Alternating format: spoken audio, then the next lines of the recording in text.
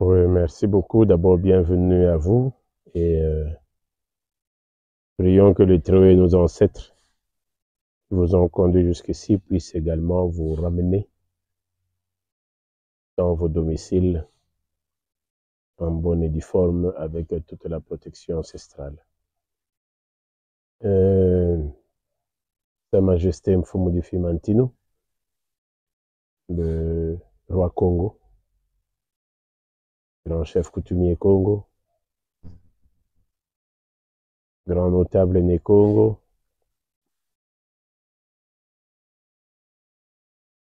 grand chef coutumier, comme je disais, dans le groupement d'Intampa,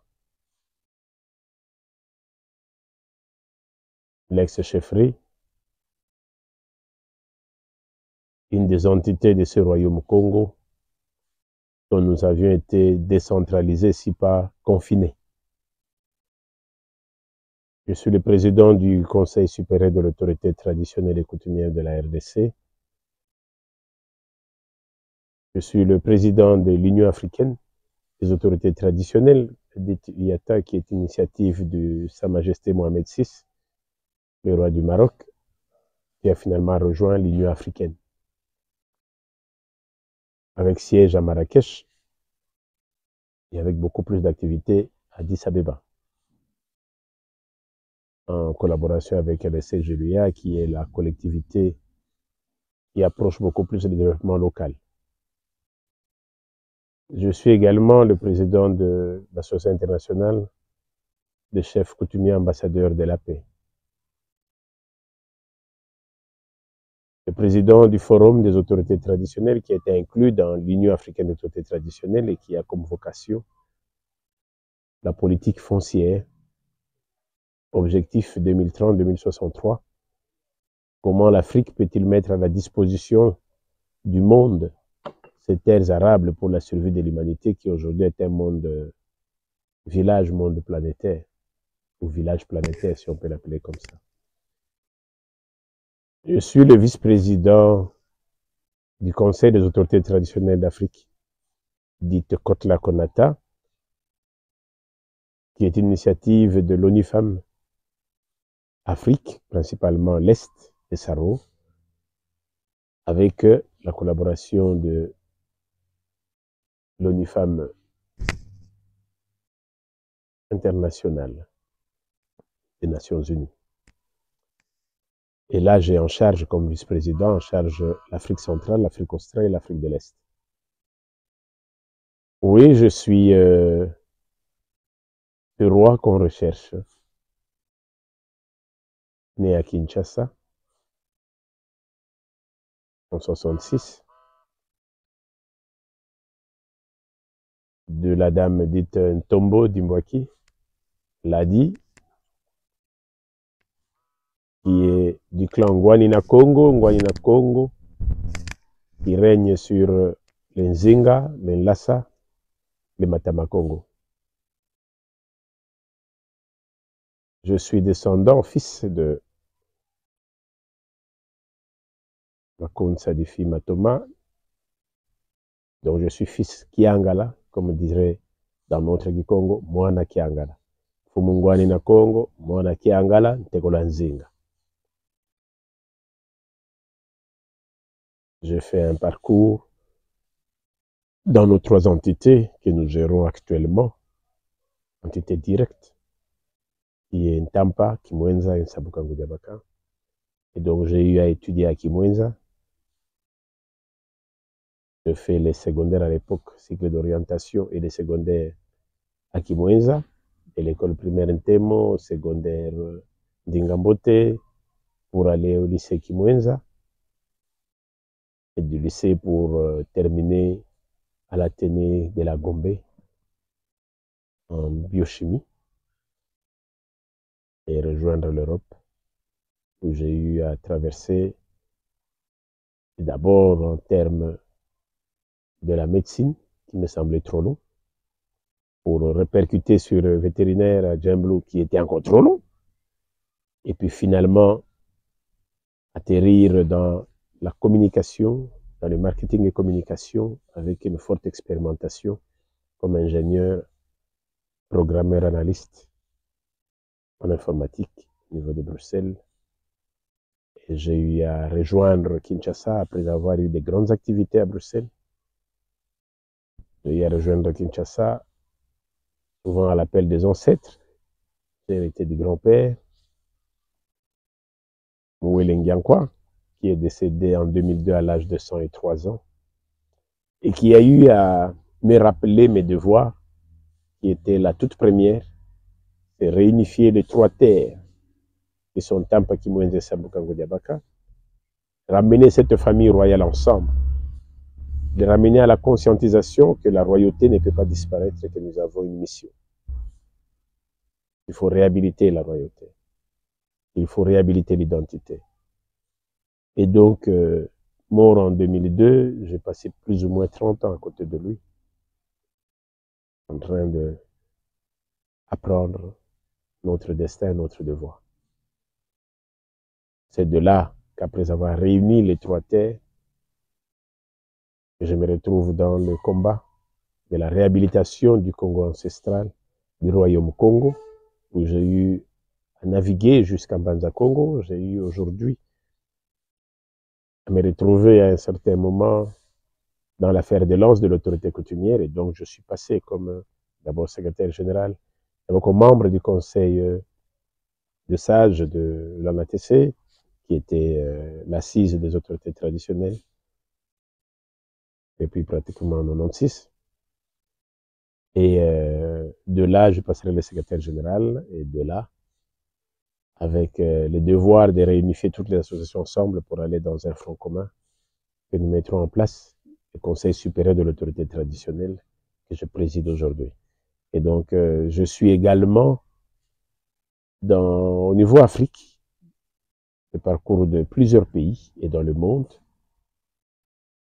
à l'image notamment, par exemple, au niveau des États-Unis, ou à l'Université de Colorado, j'ai 3 heures par an pour débattre de l'échange interculturel au niveau de l'université des classes terminales, sur l'histoire, sur la culture, et aux grandes dames de la joie du peuple américain. J'ai sillonné l'Europe, j'ai sillonné l'ensemble de l'Afrique, surtout dans l'aspect coutumier. Aujourd'hui, nous retrouvons non seulement une grande reconnaissance, surtout dans les thèmes du royaume Congo, par exemple le peuple des Douala, qui sont des descendants Congo, et également le développement de la métaphysique des Congo, c'est-à-dire réhabiliter le royaume et retrouver le chemin. Retrouver le chemin, parce que réhabiliter l'histoire, c'est un autre problème. Vous avez aujourd'hui, par exemple, au niveau de Rome, on vous parle d'un premier ambassadeur qui avait été envoyé, qui est arrivé fatigué, qui est mort finalement au niveau du Vatican. Nous sommes encore dans les années 1600. Si les gens peuvent remonter, se poseront des questions. Est-ce que nos petites cases qu'on présente aujourd'hui, est-ce que les peuples africains aussi démunis qu'on présente aujourd'hui étaient vraiment ces peuples-là à qui on pouvait autoriser d'envoyer un ambassadeur? Et quand vous remontez les écrits, et que dans les écrits, on vous fait voir clairement, alors clairement, que même Diego Cao, qui s'est retrouvé à l'embouchure du fleuve Congo en 1482, vous raconte qu'ils ont retrouvé un grand royaume organisé, structuré, avec des bâtiments, avec tout un système administratif, défense, finance. C'est à l'image de l'Égypte. Il y a à peine moins de 3 millénaires, les Juifs s'est retrouvés en Égypte, en suivant l'histoire. Ils se retrouvent en Égypte, dans un grand royaume qui a été construit, bâti, rien qu'à suivre l'histoire.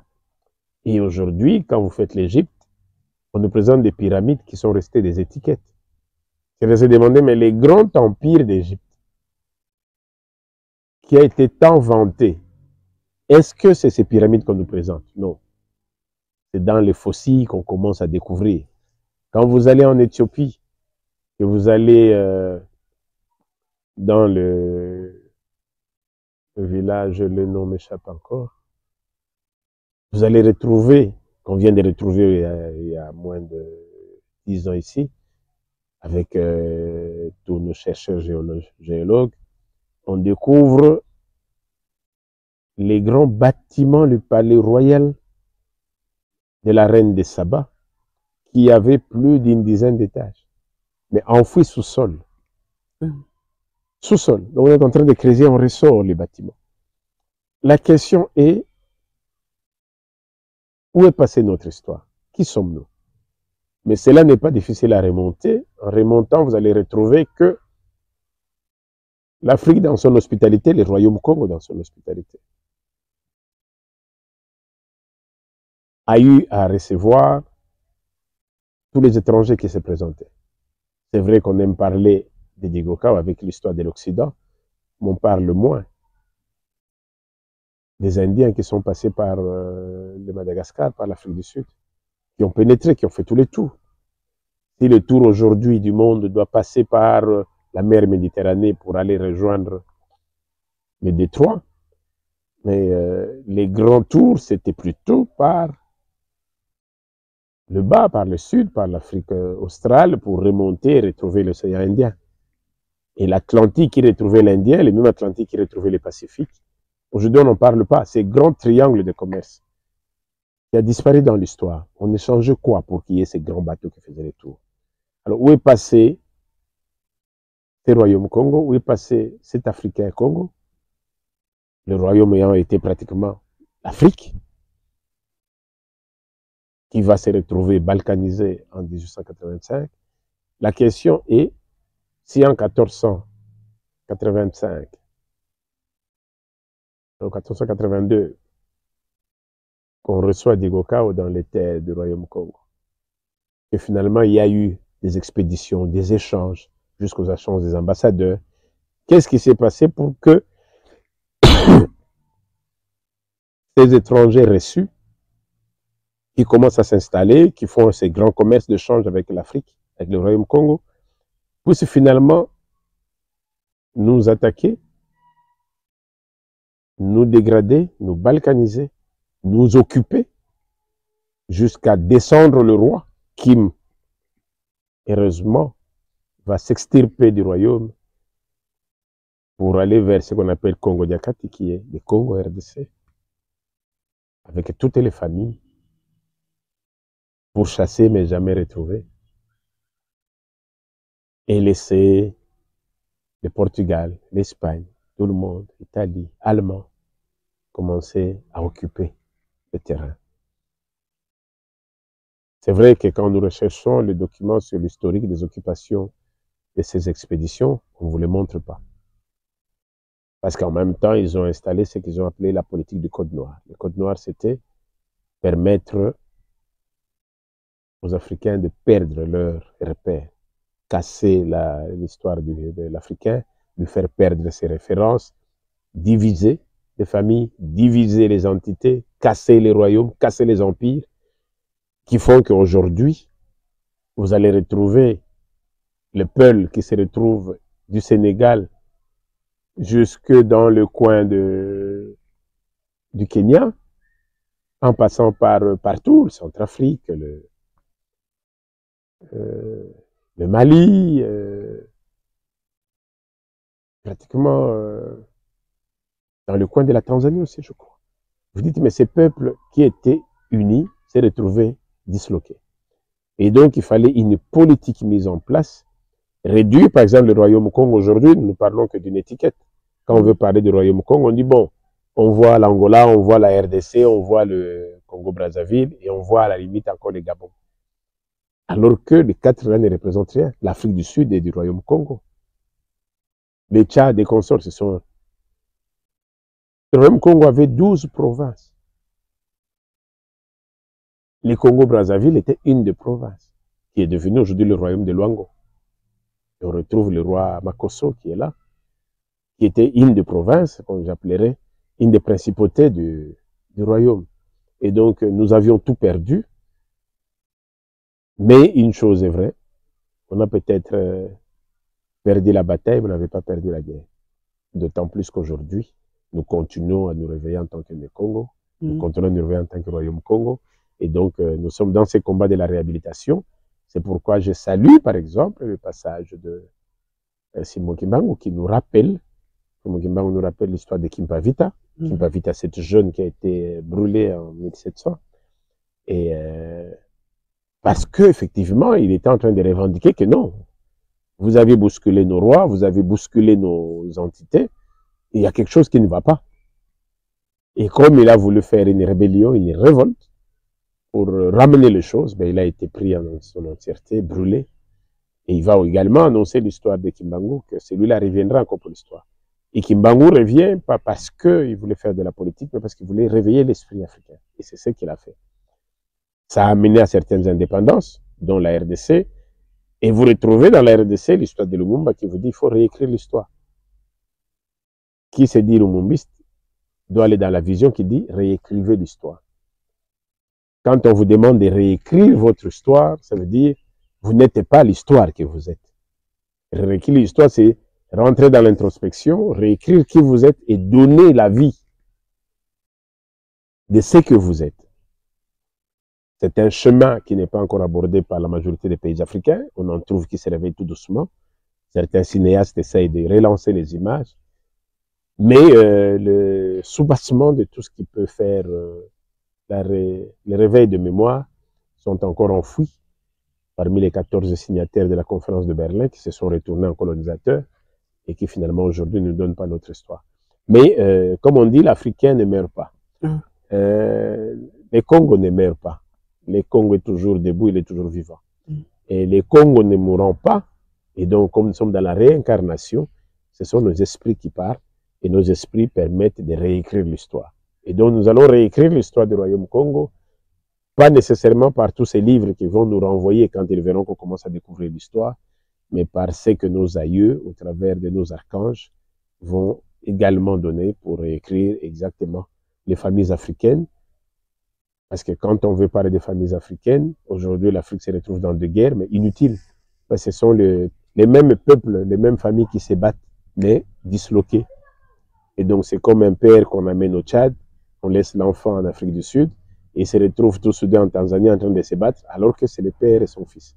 Et donc c'est ce travail qui doit être fait. Et je salue tous les Congo, parce que le Congo, c'est le socle de l'Afrique. Le Royaume Congo, c'est le socle de l'identité africaine. Le Royaume Congo, c'est le socle de la spiritualité, le cœur même du monde. Et donc, nous voudrions lutter pour ça. Et le devoir que nous nous sommes fait au niveau déjà de l'autorité coutumière de la République, c'est faire rehausser cet ancestral.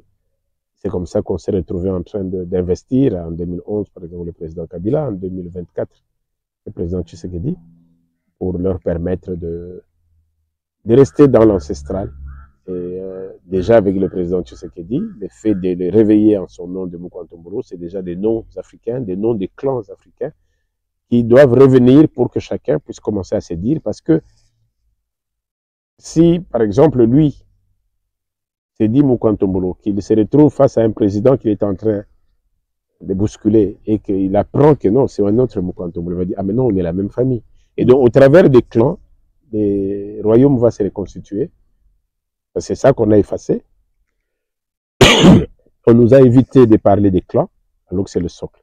Et donc, cela revient tout doucement. Nous avons réveillé beaucoup d'États africains. Nous sommes en Angola au niveau de Banza Congo. Nous sommes en Angola au niveau de Luige, en train de réveiller tout le roi. Nous sommes là-bas avec Moïne Mochisengue, que nous remontons. Je suis dans l'ensemble des pays d'Afrique. Et nous avions encore salué le président de la Zambie qui, il y a 3 ans, nous a laissé organiser une grande rencontre avec tous les chefs traditionnels. Au niveau d'Addis, nous avons l'appui de l'Union africaine, et même de l'Éthiopie elle-même qui nous accompagne. Et donc, nous considérons que le combat est rude, il est là. Donc, nous avancerons c'est ça. Sans inquiétude. C'est ça, Sa Majesté Fumodi Fimantino, le roi Congo. Ah, vraiment, merci pour votre parcours. Et maintenant, parlant de tout ça, vous avez quelle vision pour le développement de votre royaume? Vous ne pouvez rien développer si vous ne réhabilitez pas d'abord l'individu, l'humain. Et réhabiliter l'humain, C'est comme aujourd'hui nous nous plaignons. Je vous prends un cas, la RDC où je suis. Ouais. Le président Kasavubu, qui est le premier président qui est passé, vous dit qu'il faut une logique, une honnêteté financière dans la gestion. On considère qu'il était le descendant direct de Simon Kimbangu. Et donc, il avait ses fonds spirituels de Kimbangu, bien que élevé dans le rang ou dans les dimensions catholiques. Il part, Lumumba qui a aussi été pris, qui vous demande de réécrire l'histoire. Est-ce qu'on a déjà réécrit l'histoire? Pas encore. Encore. Vous avez le président Mobutu qui vous arrive et qui dit retour à l'authenticité. Pourquoi il a fait? Le président Mobutu a fait le tour du monde. Il est passé par la Chine, il est passé par les Arabes, je crois que c'était par l'Arabie Saoudite, il a fait l'Europe, il a fait les États-Unis, il a fait l'Inde. Et à son retour, il va lancer les retroussons les manches, la Bacoste. Et les gens vont se demander, mais pourquoi la Bacoste? Il dit, mais c'est simple. Je fais le tour du monde, je découvre que quand on me parle de l'homme blanc, l'Africain, même quand il voit un albinos, il dit, c'est les Blancs. Il voit un Chinois, il dit, c'est les Blancs. Un Indien, c'est les Blancs. Un Arabe, c'est les Blancs. Un Français, c'est les Blancs. Et donc, on a mis dans la tête de l'Africain qu'il n'y a qu'une race qui nous oppose, noir et blanc. C'est déjà ça les complexes de l'occupation. Et donc, les maréchals, en faisant le tour, découvrent que non, le Chinois n'est pas blanc. Ils découvrent que le Juif n'est pas blanc. Il est d'ailleurs dans l'Asie. Et il s'est dit également, mais dès que j'arrive en Israël, je me rends compte que tout ce que j'ai appris de l'écriture, de l'alphabet, au niveau de l'école, n'existe plus. Je me retrouve dans l'écriture juive. Tout ce qu'ils mangent est juif. Tout ce qu'ils écrivent est juif. Il quitte là, avec des noms juifs bien sûr. Il quitte là, il va vers l'Europe, il se rend compte que là, il retrouve ces 26 lettres de l'alphabet. Mais il cherche dans l'Europe où est-ce qu'il pouvait trouver un Josaphat? Il n'y a pas. Il trouve effectivement des José, des Jean, des John, même pas John, parce qu'il faut aller vers l'Angleterre pour retrouver John. Il dit, mais si les gens ici et John là-bas, mais je reviens de la Chine, je cherchais les gens, il n'y avait pas. C'était des Qing, c'était des Chang, c'était tout. Et donc, il y a cette multiculturel qu'il a découvert. Et il a fini par conclure que j'ai aussi ma culture. Je m'appelle Mobutu, Joseph Désiré Mobutu. Mais en arrivant en Europe, je n'ai pas vu Mobutu. J'ai vu Joseph Désiré. En arrivant chez les Juifs, Joseph Désiré n'existait plus. Je descends en Chine, ni Joseph Désiré, ni Mobutu n'existent pas. Et donc, quand je fais l'Arabie Saoudite, je vois plutôt des Mustafa, des Abdallah. Je cherche les Ching Chang, il n'y a pas. Qu'est-ce que je retrouve en Chine? Une écriture chinoise. Qu'est-ce que je retrouve chez les Arabes? Une écriture arabe. Qu'est-ce que je retrouve chez les Juifs? Une écriture juive. Mais l'historique dit que l'Afrique, qui est le berceau de l'humanité, avait une écriture, avait la science. Où est passée cette science? Les écrits vous disent que les Arabes et tout le monde ont fait le tour du monde pour atterrir en Afrique, où ils ont appris la mathématique, ils ont appris la chimie, ils ont appris la science, les bâtiments, la construction. Et la question revient, c'est passé où? C'est là que Mobutu, de son retour, va carrément décréter les retours à l'authenticité. Et les retours à l'authenticité, c'était demander à tout Congolais, Zaïrois à l'époque, de se délester du prénom, de garder son nom et de trouver un post-nom. Et donc on a traversé toute une période jusqu'aux années 1990, où malheureusement il était fragilisé, où Mobutu lui-même va quitter Mobutu Joseph pour devenir Mobutu Sese Koko Kungwendu Wazabaka. Où tout Congolais a retrouvé un nom identitaire à lui. En 90 arrive le vent de turbulence, Mobutu est pratiquement destitué. et les prénoms reviennent. Aujourd'hui, nous faisons face à un commerce triangulaire du monde où pendant qu'on croyait que tous les marchés pouvaient se décider avec l'Europe, avec l'Amérique, on se rend compte, non, la Chine est là. On se rend compte, non, les Russes sont là. Ah, mais les Coréens sont là. Mais les Indiens sont là. Mais toutes ces races ont leur identité, ont leur culture, ont leur science qui leur permettent de développer le quotient humain. Je parle bien du quotient humain. Développer le quotient humain qui est la base de l'inspiration et de la création.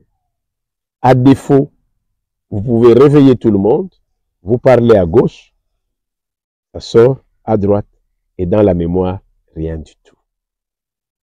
Le corps de l'homme est maintenu par l'esprit, le corps de l'homme est maintenu par son cerveau, le cerveau est commandé par l'âme, l'âme c'est la souche même, comme on dirait la boîte noire de l'homme, qui permet de diffuser ce que vous êtes.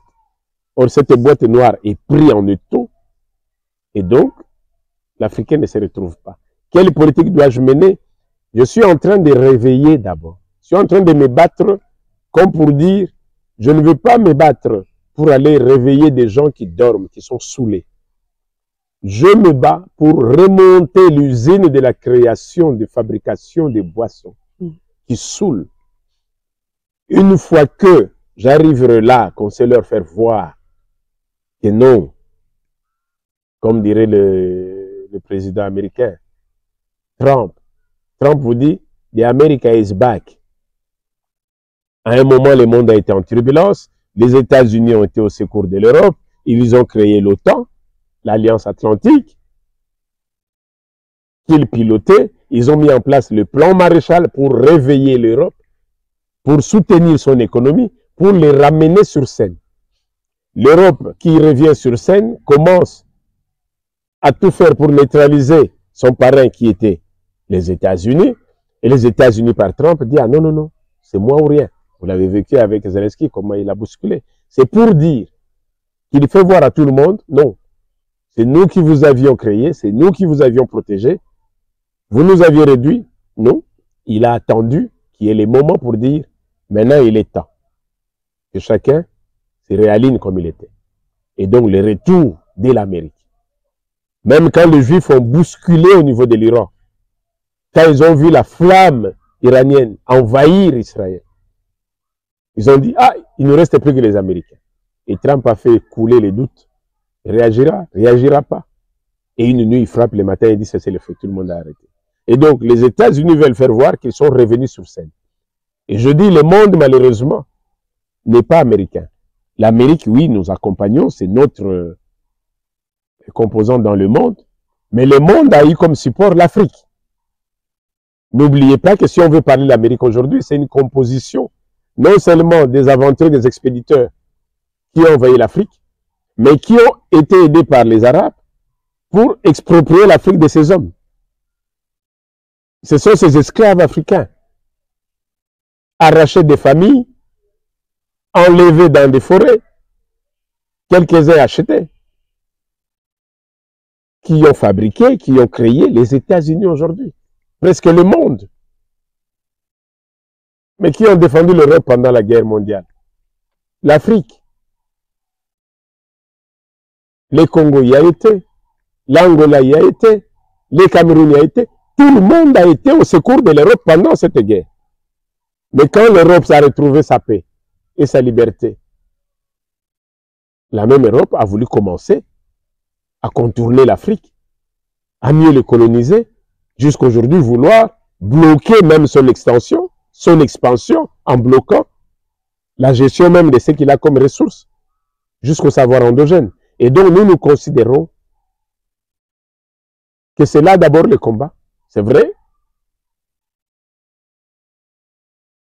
à court terme, il faut réveiller pour qu'à long terme les Africains se retrouvent, mais en amont, c'est nous battre pour d'abord réveiller l'esprit africain. Je parle bien de l'esprit africain. J'ai vu le conseil spécial du président Trump qui a visité la RDC. Il est reçu par le président de la République, Tshisekedi Tshilombo, Félix Antoine, à la CED de l'Union africaine. Et à sa sortie, pendant l'interview, il dit je suis venu en RDC avec le message l'aigle vient à la rencontre du léopard. Il n'a pas dit le président Trump vient à la rencontre du président Tshisekedi. Il dit l'aigle vient à la rencontre du léopard. Ce sont des totems. Si l'Américain se voit dans l'aigle, j'insiste, tous les pays du monde ont leur totem et vantent leur totem. Si lui se voit en aigle et que les totems congolais est léopard, bien que l'aigle est aussi un de nos totems, comme les lions, comme la foudre, comme l'arc-en-ciel, la rivière, l'océan, ce sont des totems. Mais nous avions opté pour le léopard. Est-ce que les léopards qu'on fait porter aux militaires, est-ce que les léopards qu'on fait porter à la magistrature du pays, est-ce que ceux qui les portent se sentent léopards? Ou prennent-ils pour des symboles qu'on fait porter pour dire maintenant je suis un général? C'est là la question. Et donc, qu'est-ce que je fais? Nous nous sommes battus pour avoir d'abord une loi au niveau de la RDC. C'est la loi 15/015/25 ou 2015. Nous avons obtenu difficilement parce que à chaque rencontre avec le président Kabila, d'ailleurs il me bousculait pour ça, chaque me voyait, il dit oui, votre histoire des coutumes. Je dis, il n'y a qu'une chose qui pouvait donner au peuple congolais, c'est la loi coutumière. Et il a fait. J'ai moi-même été décoré par lui pendant cette conférence que nous avions à Kikwit. En 2015, nous avions finalement eu la loi. Mais l'application de cette loi, que nous voulions avoir à 100%, on n'a eu qu'à 20%, c'est déjà un minimum pour relever les choses. Et donc nous nous battons pour déjà aller même dans l'exécutif pour réveiller les choses. Parce que l'Africain, les Congolais, ne se retrouvent pas encore dans les léopards. Je dis le conseil spécial est venu en aigle, mais il n'a pas vu les léopards. Ça, c'est moi en combat. C'est comment ramener les léopards pour que dans le monde, celui qui descend sente déjà en face de moi les léopards. Tout comme dans nos matchs de football, toutes les équipes du monde, quand ils atterrissent, chaque État vient avec son totem. On va dire les léopards sont en train de jouer. Les léopards se font affronter par les lions. On ne cite pas les États. On parle de totems. Mais est-ce que nous portons notre totem? Ça, c'est un combat que nous avons et nous voudrions croire que ceux qui nous accompagnent, ici je salue par la même occasion le professeur recteur de l'Université Congo, Kuna, qui a eu à me contacter parce que l'ensemble des universités des professeurs se sentent interpellés. Je salue M. Kenene qui également m'a contacté dans ce souci de dire qu'est-ce qu'on fait? Où est passée notre culture, notre histoire? J'aimerais encore ici rassurer tout le monde. Le roi Congo que je suis, dans la turbulence de la réhabilitation de ce royaume que nous avions perdu, reste disponible et va vous accompagner dans cela. Et vous remercie d'avance pour ce que vous êtes en train de faire, tout en invitant tous vos espérants sponsors de vous soutenir, parce que c'est par les savoirs endogènes qui est aujourd'hui vanté au niveau des Nations Unies, dans cette recherche du monde, dans cette recherche de la gestion spatiale. C'est les savoirs endogènes qui est en train d'agir. Et ces savoirs a comme socle l'Afrique que nous sommes. Nous restons disponibles pour l'intérêt du monde, parce que nous voulons un monde apaisé. J'aimerais ici rappeler que si aujourd'hui on peut parler des États-Unis, quand les grands bateaux, quand les navires japonais occupaient les mondes, quand ces bâtiments approchaient les îles, tous les pays tremblaient. Mais le Japon a eu à lever les drapeaux blancs. Quand il a vu sa terre brûler, il s'est demandé qu'est-ce qui venait de se passer.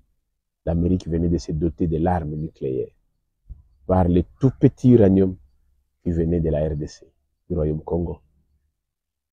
Et donc, le secret dans le royaume Congo. Ça a donné aujourd'hui une Amérique forte. De la même manière qu'aujourd'hui, nous saluons encore les États-Unis qui nous reviennent sur la RDC dans l'approche de l'amitié pour dire, vous avez tout, mais nous voulons vous garantir également pour que le monde ne puisse pas en abuser, mais que nous puissions travailler ensemble. Et pour cela, nous disons encore merci, vous êtes les bienvenus, mais que le monde entier puisse suivre. Que la paix des braves dans le monde puisse être ce qui peut nous réunir. Je suis très, très flatté. Merci pour votre intervention. Et maintenant, je voulais savoir réellement votre rôle traditionnel en tant que roi dans votre communauté. Vous avez quel rôle? Déjà, en tant que roi, je me contente de commencer tout doucement à rassembler les troupes.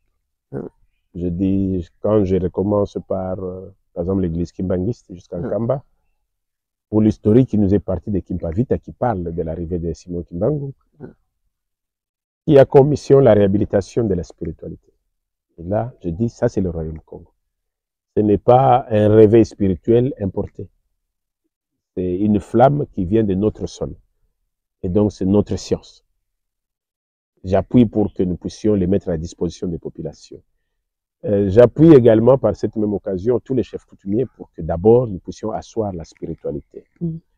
Je vais jusqu'à Mbanza Congo pour sensibiliser ceux qui étaient restés, les familles qui étaient restées, tous ces chefs régents qui sont là-bas, pour qu'ils comprennent qu'il est temps. Et j'ai cette considération. Je salue d'ailleurs le directeur de la culture de Mbanza Congo qui n'a pas arrêté de m'accompagner, et le gouverneur de Mbanza Congo, ainsi que le ministre de l'Intérieur et Culture nationale de l'Angola, qui m'ont reçu à Luanda. Je fais le tour. Je suis dans les grandes réunions de la SADC, où je rencontre la majorité de chefs traditionnels de la SADC. Et nous commençons à nous retrouver. Je dis, c'est déjà ça le roi. Mais en termes de l'entité en RDC que je gère, comme je dis, qui sont des entités qu'on a étouffées, comme je dirais, on vous enlève de la République, on va vous caser dans une commune. Eh bien, là, on gère. On gère nos entités conformément aux lois de la RDC, conformément à la loi sur l'autorité coutumière, avec la famille, les clans, en essayant de ramener les Congolais dans des clans, en essayant de maintenir d'abord les groupements, la chefferie de village dans la gestion de nos communautés claniques. Parce que si au niveau de la République, on se contente de parler des groupements chefferie de village, dans la coutume, on parle des communautés claniques. Et les clans peuvent être des très grandes entités qui vous regroupent comme ça 3-4 provinces. Les clans peuvent être des entités comme avec Mointiave qui vous parle des États, qui parle de la Zambie, qui revient en RDC. Tout comme le roi Congo qui vous retrouve dans une dizaine de pays. Donc si je vais dans le roi Congo, je me retrouve dans divers pays avec diverses communautés claniques qui sont à réhabiliter, en fait ramener. Je vois le roi Makoko, je vois le roi Luango, le roi Makosso. Je suis avec tout ce qui tourne. Et ça, c'est le roi Congo. Et donc, la double gestion, si pas la triple.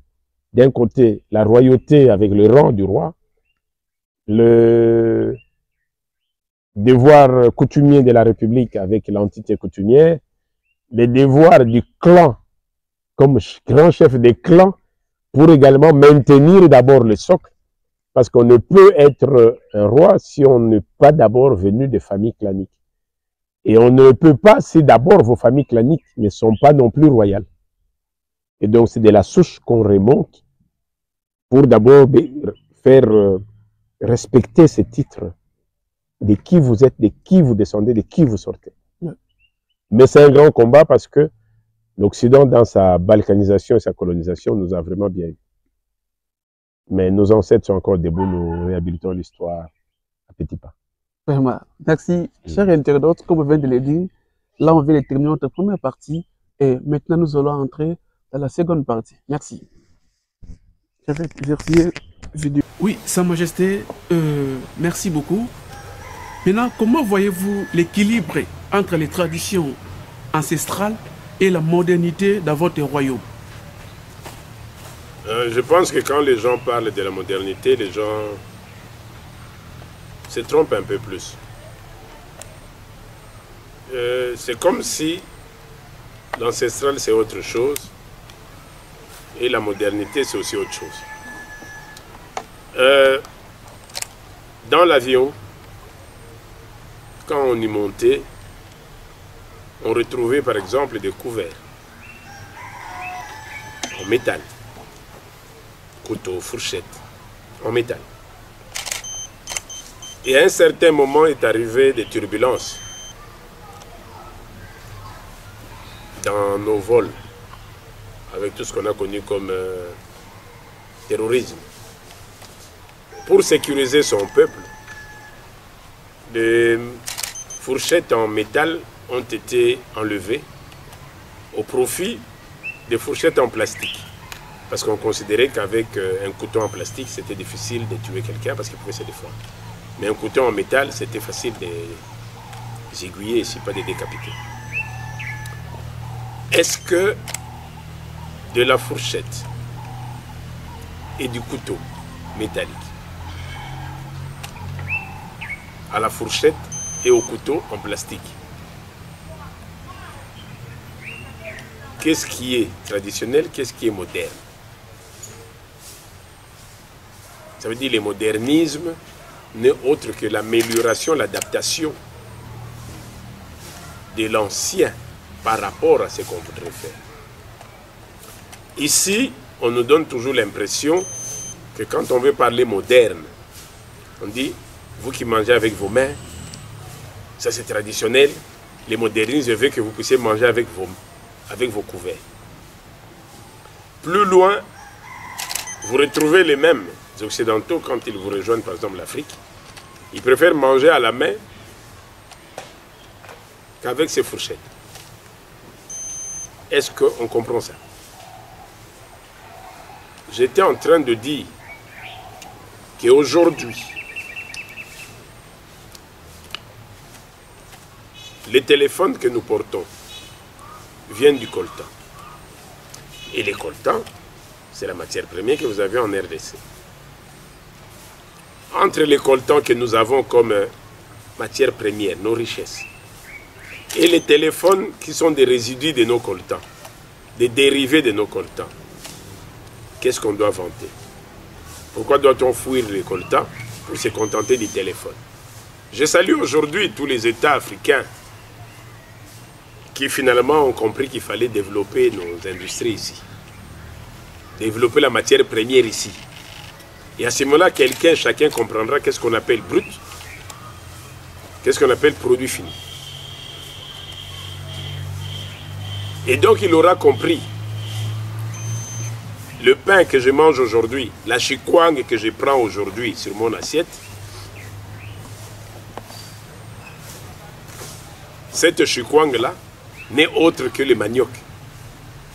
Alors on veut vous désintéresser à prendre le manioc pour ne se contenter que de la chikwang qu'on veut traiter de moderne. J'ai fait ce parallélisme pour qu'on comprenne. Et donc j'ai conclu en disant le modernisme n'est autre que l'usage de l'ancestral avancé. C'est toujours l'ancestral. Quelqu'un vous dirait, mais comment les chefs, au lieu de porter des raffias, vont se retrouver en chemise? Et quand vous lui dites que la chemise n'est autre que les dérivés du coton, du raffia, ah non, non, non, non, ce n'est pas ça. Parce que je parlais du code noir qui a voulu créer un complexe dans l'Africain, qui a voulu faire croire que manger la plante brute, la plante brute de nos plantes médicinales, c'était traditionnel, c'était brut, c'était ancien, mais c'est contenter des dérivés qui sont des comprimés développés, c'est ça le modernisme. Non. Mais maintenant que les gens découvrent les dégâts des comprimés, maintenant que tout le monde revient dans les bio pour dire c'est ça l'origine, la question serait, est-ce que le modernisme que vous avez vanté en ramenant tout le monde au bio aujourd'hui, est-il le même modernisme? Parce que vous revenez à la tradition. Vous allez maintenant dire que la tradition, ça devient le modernisme. Donc c'est l'imbroglio que vous créez. Ouais. Vraiment, merci Sa Majesté. Maintenant, en parlant de tout ça, quels sont maintenant les principaux défis auxquels votre communauté est confrontée aujourd'hui? Mais c'est d'abord réveiller la langue. Oui. La langue Congo a disparu dans la RDC pour 4 raisons. C'est la langue qui a été utilisée pour chasser les colons. Ce sont les Congos qui ont chassé. Ce sont les Congos qui ont déclenché les indépendances. Et à l'indépendance, c'est cette langue qui a été traquée pour effectivement désunir les peuples. Et le maréchal Mobutu, par exemple, qui a fait le coup d'État en passant par le président Joseph Kasavubu, en décision le président Kasavubu, tout en instant à Kinshasa, qui était à 80% Congo, il a commencé par casser l'unité Congo en créant par exemple la communauté Tekewu, qui est la communauté de Kinshasa, comme s'il n'était plus de Congo.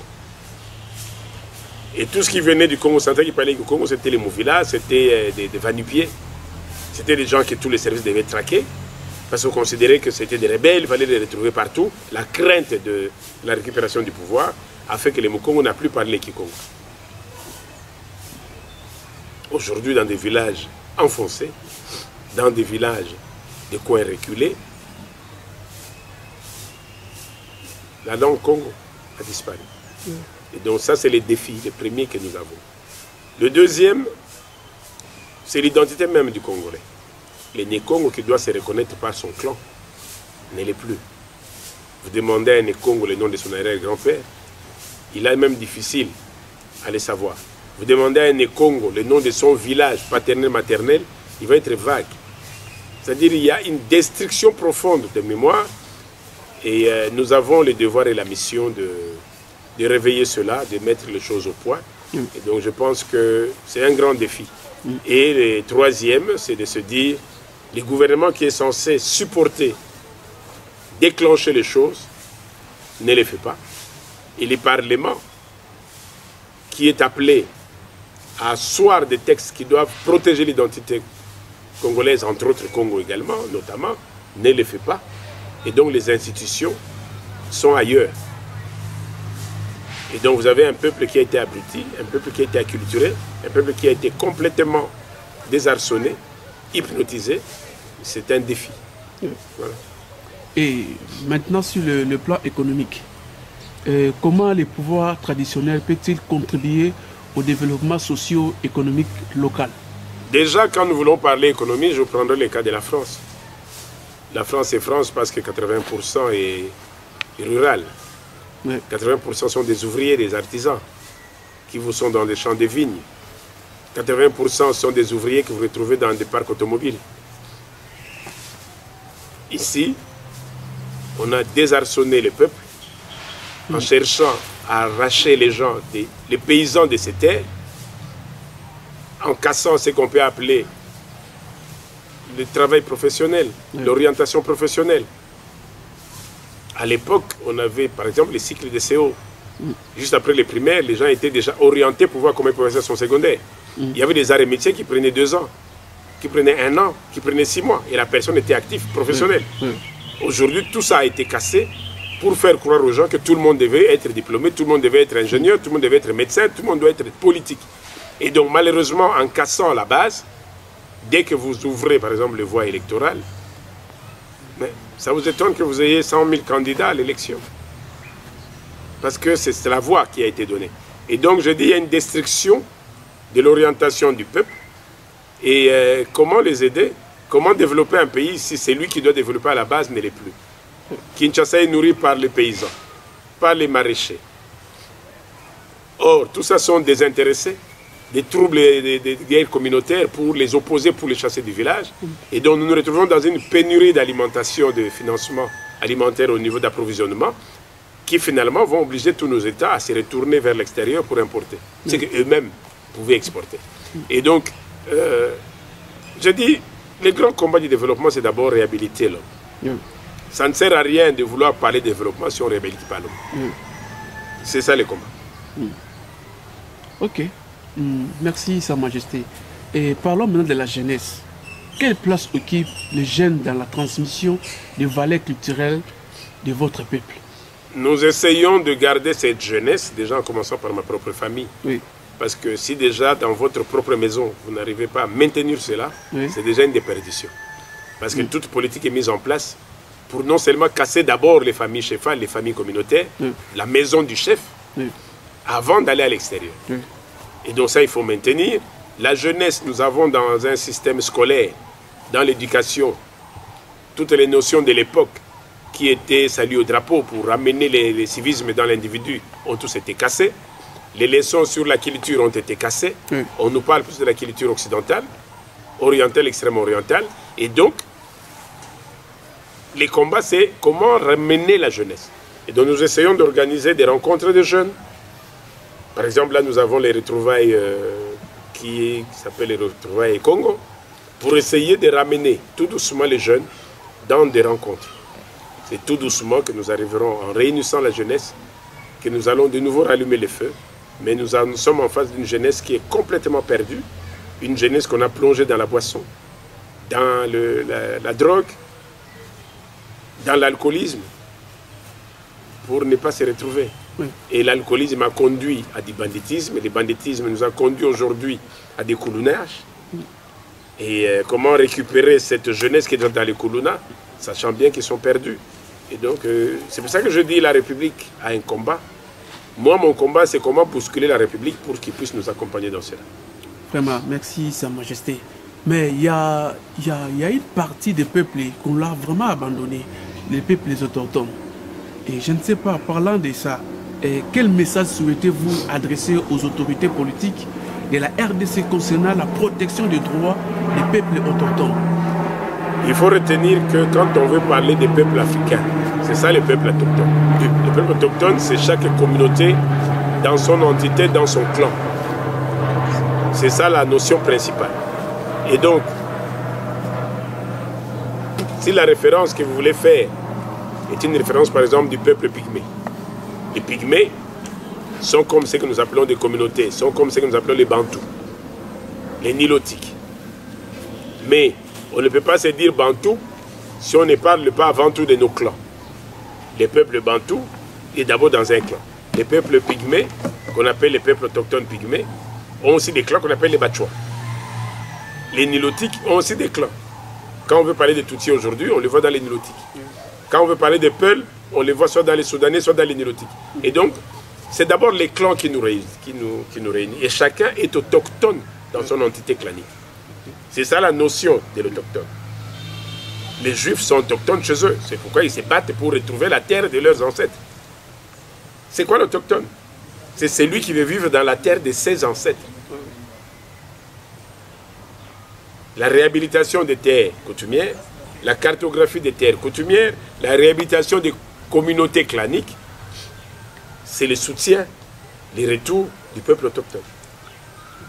Les Congolais est autochtone du Congo. Les Camerounais est autochtone du Cameroun.